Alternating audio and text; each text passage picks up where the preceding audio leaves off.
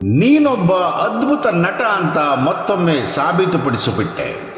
ತಮಿಳರೇ ಬಯುತ್ತಿರುವ ನಿನ್ನ ಚೆನ್ನಾಗಿಲ್ಲದ ಸಿನಿಮಾಗೆ ತಮಿಳುನಾಡಿನ ಜನರನ್ನ ಕರೆತರಲು ಅದ್ಭುತ ನಟನೆ ಮಾಡಿದೆ. ನೀನು ಹಣ ಗಳಿಸಬಹುದು, ಆದರೆ 50 ವರ್ಷಗಳಲ್ಲಿ ನೀನು ಗಳಿಸಿದ ಹೆಸರನ್ನ ಒಂದೇ ದಿನದಲ್ಲಿ ಕಳೆದುಕೊಂಡೆಯಲ್ಲ ಕಮಲ. ಹಾಗೆ ನೋಡಿದರೆ ಕರ್ನಾಟಕದಿಂದ ತಮಿಳುನಾಡಿಗೆ ಆದ ಉಪಕಾರವೇ ಹೆಚ್ಚು. ನಮ್ಮ ಜಾಗದಲ್ಲಿ ನಮ್ಮ ದುಡ್ಡಿನಲ್ಲಿ ಅಣೆಕಟ್ಟು ಕಟ್ಟಿ ಕಾವೇರಿ ನೀರನ್ನ ಕೊಡುತ್ತಿಲ್ಲವೇ? ನಿಮಗೊಂದು ಅದ್ಭುತ ಸಿಎಂ ಅನ್ನ ಕರ್ನಾಟಕ ಕೊಟ್ಟಿಲ್ಲವೇ? ನಿಮಗೊಂದು ಅದ್ಭುತ ಸೂಪರ್ ಸ್ಟಾರ್ ಅನ್ನ ಕೊಟ್ಟಿಲ್ಲವೇ?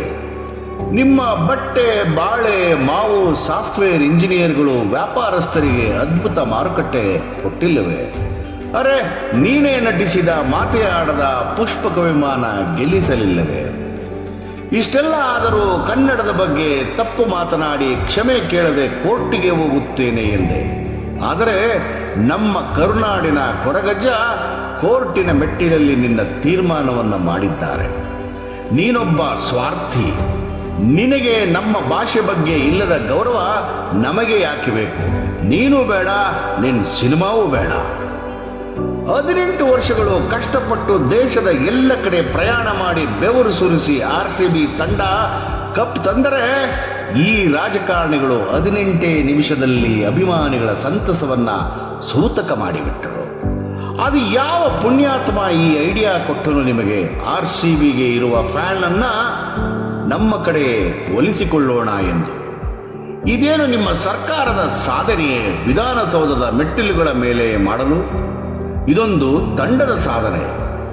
ಆ 11 ಜನ ಕಷ್ಟಪಟ್ಟು ಬೆವರು ಸುರಿಸಿ ಆಟ ಆಡಿದರೆ ನೀವು ನಿಮ್ಮ ಸ್ವಾರ್ಥಕ್ಕೋಸ್ಕರ ಇಲ್ಲಿ 11 ಜನವನ್ನ ಚಟ್ಟ ಏರಿಸಿಬಿಟ್ಟಿರಲ್ಲ. ಆಟ ಆಡಿ ಗೆದ್ದವರು ಆಟಗಾರರು. 18 ವರ್ಷದಿಂದ ಕಪ್ಪು ಗೆಲ್ಲದೆ ಇದ್ದರೂ ತಂಡವನ್ನ ಬೆಂಬಲಿಸಿದವರು ಅಭಿಮಾನಿಗಳು. ಮಧ್ಯದಲ್ಲಿ ನಿಮ್ಮದೇನು? ನಿಮ್ಮ ಸ್ವಾರ್ಥ.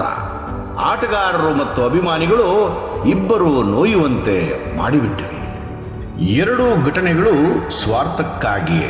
ಒಂದರಲ್ಲಿ ಅಭಿಮಾನ ಸತ್ತರೆ, ಇನ್ನೊಂದರಲ್ಲಿ ಅಭಿಮಾನಿಗಳು ಸತ್ತರು. ನೊಂದವರು ಮಾತ್ರ ಕನ್ನಡಿಗರು. ನಮಸ್ಕಾರ. ಮಧುಸೂದನ್.